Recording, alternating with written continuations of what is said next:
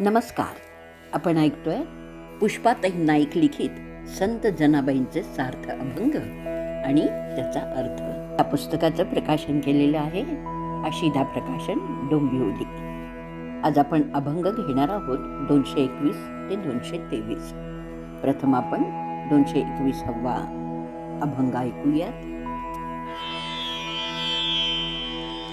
नामयाच ठेवणे जनिसला धले, धन सापडले विटेवरी.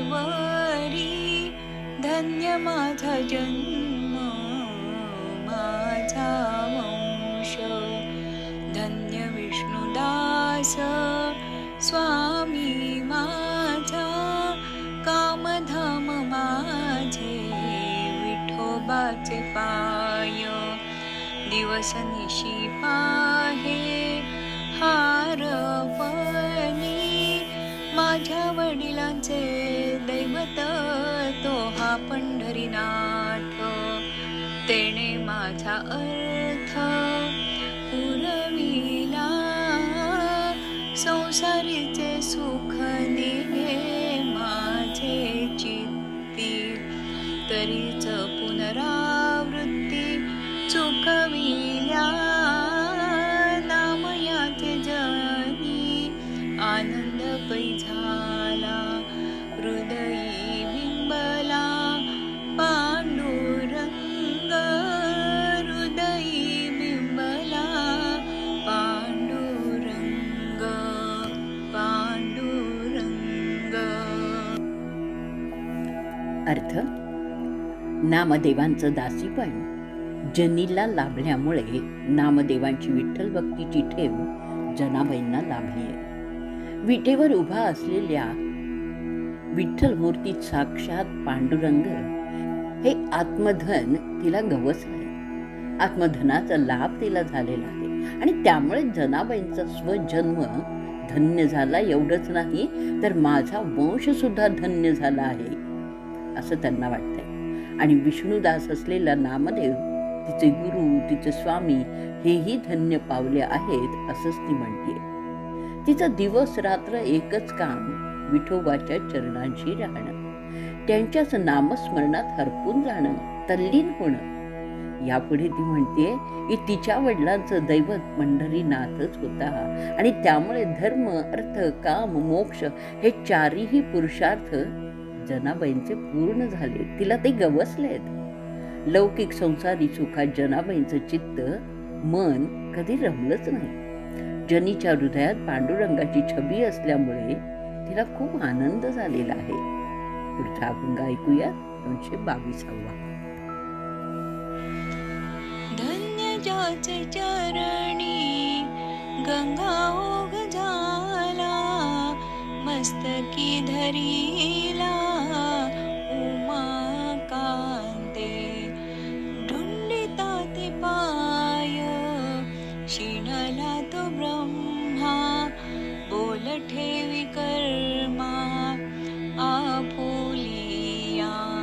शुक सनकादिक फिरती हरिजन, नारदादि गाणे जयासाठी. ते चरणामासी गवसले अनायासी, धन्य झाली दासी जनी म्हणे, जनी म्हणे. अर्थ: विष्णू चरणांपासून म्हणजेच पांडुरंगांपासून उगम पावलेली निघालेली गंगा तिला उमाकांताने म्हणजे शंकराने स्वमस्तकी धरलंय, म्हणजे आपल्या डोक्यावर धरलंय. अशा त्या पांडुरंगांचे म्हणजेच विष्णूंचे चरण शोधून काढता काढता ब्रह्मदेवही थकले आणि त्यांनी स्वतःच्याच नशिबाला दोष दिलाय. त्याच चरणांच्या दर्शनासाठी शुक, सनकादिक आणि हरिभक्त सुद्धा फिरतच होते. नारद, तुंबर इत्यादी हे गाणं गात गात फिरत फिरत चरण शोधित होते आणि विष्णू चरण अनायासे आम्हाला सापडलंय, त्यामुळे दासी जनी धन्य झाली आहे असं म्हणते. पुढचा अभंग 223.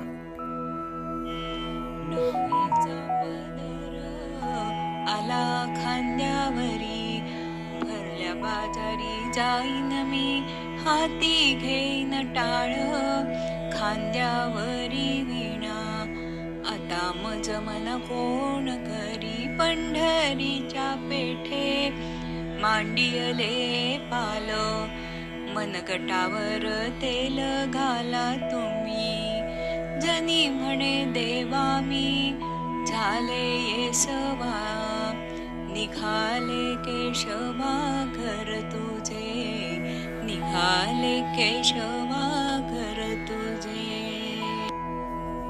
अर्थ: पूर्वीच्या काळी बायकांनी घराबाहेर पडणं अतिशय कठीण होतं.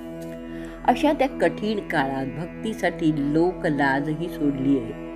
त्याकाळी जनाबाई धीटपणे म्हणतीये की डोक्यावरील पदर खांद्यावर घेऊन जिथे बाजार भरतो तिथे त्या बर बाजारात मी जाईन, म्हणजेच निस्संग होईन, कारण विठ्ठलाशी संग झालेला आहे.